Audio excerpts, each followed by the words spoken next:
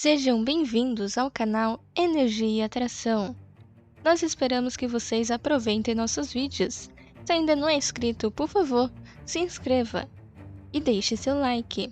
Assista ao vídeo até o final, pois vai mudar a sua vida. Obrigada pela sua atenção e vamos pro vídeo.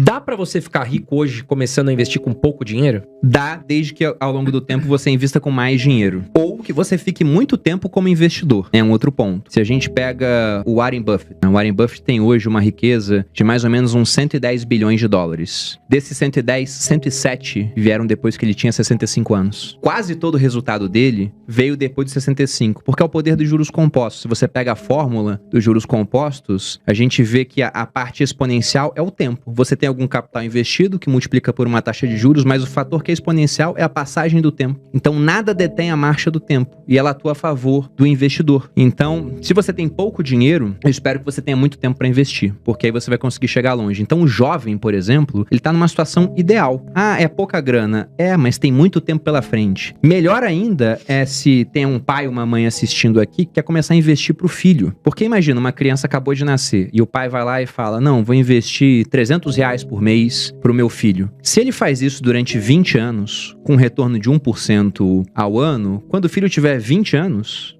vai ter 300 mil investido. 300 mil, o cara já pode decidir fazer uma outra faculdade pensando não só no dinheiro que ele vai ganhar imediatamente, mas sim no longo prazo. Se essa criança, que virou esse jovem de 20 anos, assume esse capital e fala, não vou gastar, eu vou manter o que meu pai fez pra mim, continuar investindo R$300, uma taxa de 1%, em mais 10 anos, 30 ao todo, vai estar com 30 anos de idade, ele tem 1 milhão. Isso com R$300 ao mês. Então, se começar a investir cedo, você precisa de muito menos dinheiro para conseguir chegar no seu objetivo. Agora, quem deixa o tempo passar, vai precisar de mais dinheiro para isso. Então, o ideal é começar o quanto antes. Se a gente pega e fala com investidores aí que tem mais tempo de mercado e fala, qual o seu arrependimento? Eu já ouvi a mesma resposta várias vezes, não ter começado antes. O próprio Warren Buffett fala isso, ele começou com 10 anos. Primeiro, né, já que a gente falou do futuro, que é a garantia, a sucessão, que é a previdência, vamos falar do presente, que é a sua reserva de emergência. Porque se você começa a investir nas outras fatias, mas não fez essa reserva, você pode ser obrigado a vender no pior momento possível do ciclo, e ao invés de ter lucro investindo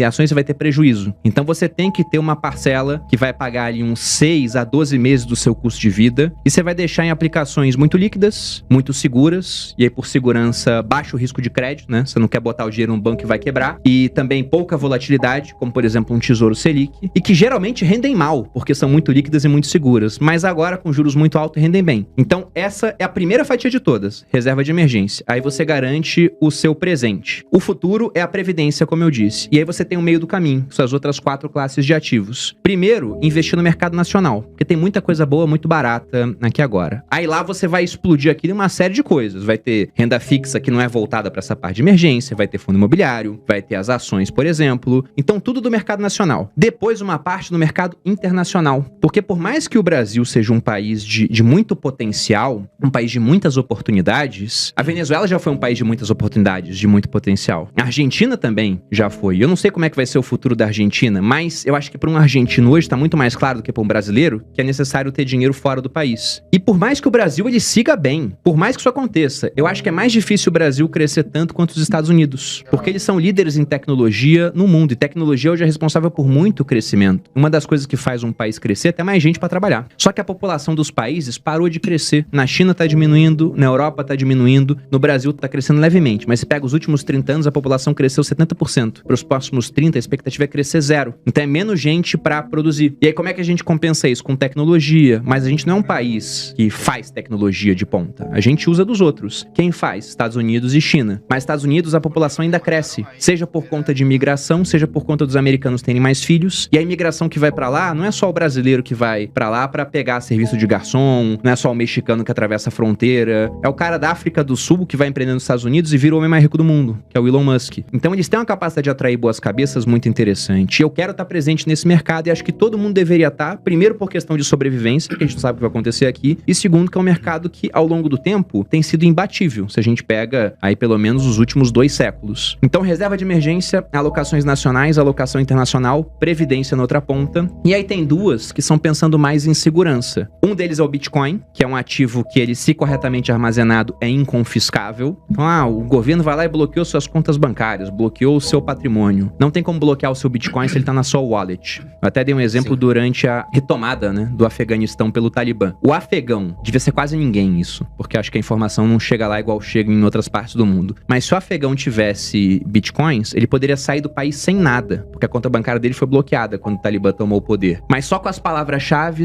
para abrir uma conta em uma corretora em outro país, recuperar o acesso ao wallet e vender os seus Bitcoins. Então, eu interpreto o Bitcoin como meu seguro contra um fim do Brasil. Seria isso. Porque eu poderia pegar isso e ir para qualquer outra parte do mundo sem levar nada aqui do país. E a outra pensando em segurança em termos familiares. Não é, nem de longe, uma fatia do portfólio que deve ter o melhor rendimento de todos, mas é interessante que é ter o imóvel. Quando eu digo imóvel, é um imóvel para você morar. Outros imóveis entrariam na parte de investimentos nacionais. E aí, por que eu digo que não deve ser o melhor tipo de investimento? Porque, muito provavelmente, um fundo imobiliário que compra imóveis na Faria Lima vai ter um rendimento melhor ao longo do tempo do que o seu imóvel residencial em Alphaville, por mais que seja uma ótima região. É muito mais procura pela Faria Lima. É mais fácil de administrar, é mais diversificado. Então, como investimento, eu prefiro muito mais fundo imobiliário. Só que para você morar, para sua esposa poder decorar como ela quiser, para os seus filhos poderem crescer na casa, para ter um pouco mais de segurança do ponto de vista psicológico, que é importante para várias pessoas. Eu não tenho problema em morar em imóvel de aluguel, mas a Malu uma hora chegou para mim e falou: eu quero ter minha casa, agora a gente tem dinheiro, vamos fazer isso? Eu falei: tudo bem. São sonhos, né? Exatamente, é sonho. Então essa seria a sexta fatia desse portfólio. E aí, com essas 6, eu acho que a pessoa tá muito bem servida para ter uma vida financeira ultra estabilizada, com muita diversificação. Não vou falar que ela tá antifrágil, mas ela tá extremamente robusta frente aos acontecimentos do mundo, por mais diversos que sejam. Para quem tá começando, para quem já investe, quais são as ações que você aconselha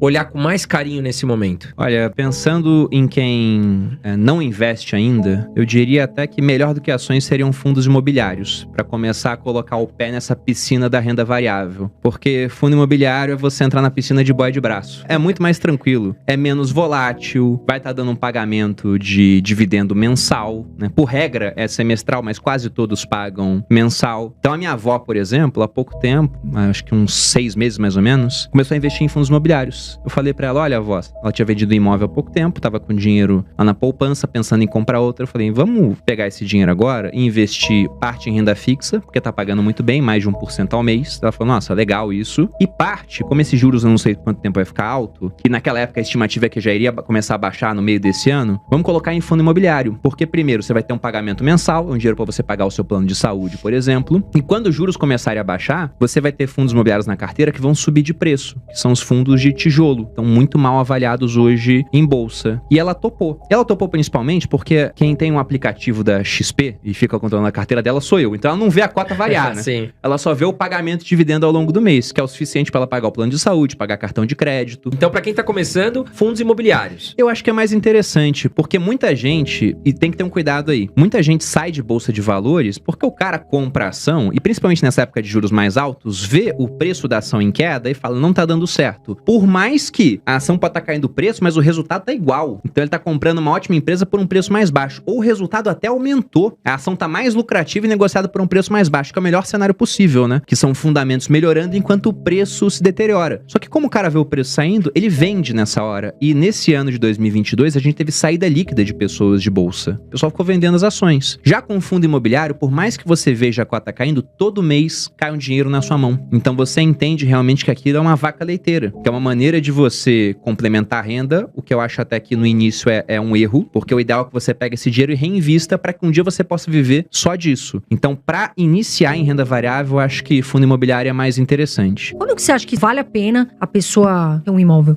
Se a pessoa consegue taxas de juros muito baixas, uma taxa do Minha Casa Minha Vida, que é uma taxa que você não conseguiria, a não ser porque o governo está falando: não, a gente está subsidiando esse crédito, aí vai valer a pena. Porque se você consegue pegar um financiamento por uma taxa de 5, 6%, a inflação média do Brasil é uns 6%. Então você tá pegando dinheiro de graça, no final das contas. Então, o cara, ele pegou dinheiro por juros menores do que ele consegue ao investir na poupança. Vale mais a pena pra esse cara pagar essa dívida aos poucos e deixar esse dinheiro num título público do Tesouro que paga 13% ao ano. Então, se você consegue uma taxa de juros muito baixa, aí vai valer a pena. Quando as taxas já estão mais altas, aí tem que ver o que você vai fazer com esse dinheiro. Não é falando que você não deve financiar, né? Mas o ponto é que o pessoal não quer morar de aluguel e simplesmente pegar um imóvel a qualquer preço. Eu acho que esse é um mau negócio. Agora, se você pensar e fizer contas, tem gente, por exemplo, que eu conheço, que o cara fala, olha, tem um patrimônio bom, vou pegar um imóvel, mas vou pegar como? Conseguir um financiamento de 10%, vou dar a entrada, pego o financiamento, pago aos poucos, enquanto meu dinheiro tá investido em fundo imobiliário dando 1% ao mês, vai dar mais de 12% no ano, no final. Então o cara paga uma dívida de 10, lucrando 12. Ele tem um delta ali a favor dele, tá gerando um alfa. Só que geralmente o brasileiro ele não faz isso. O brasileiro só pega uma dívida a 10, não investe nada a 12 para contrabalançar, não tem um recurso, não poupou ao longo do tempo. E essa dívida que ele faz a 10, ele pega um imóvel que na média,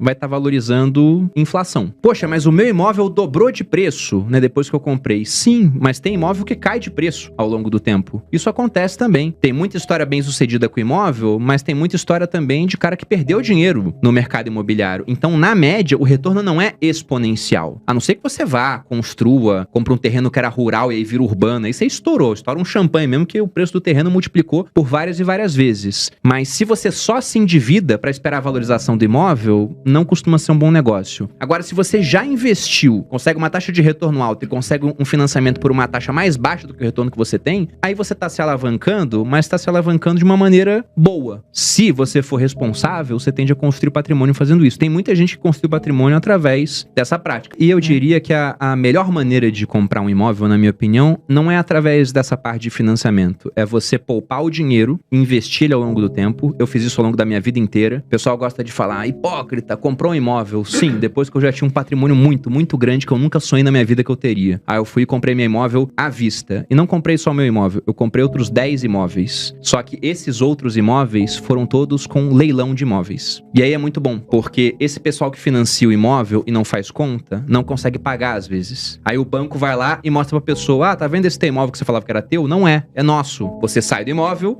e agora a gente vai leiloar esse imóvel a preço de banana pra quem quiser comprar. Se ele valia 1 milhão, você remata por 500, você bota pra vender por 950, em 6 meses você vende. E aí sempre que eu falo disso, o pessoal fala, mas isso não serve pro brasileiro médio. Não serve. Então se você aprender a fazer, você tá acima da média na mesma hora. Tá? O brasileiro médio não vai ter uma vida boa, porque o país tem uma série de restrições. Você quer ter uma vida boa? Então busque se destacar da média. Tudo que você puder fazer pra se destacar da média, vai te dar uma vida melhor do que a média do brasileiro tem.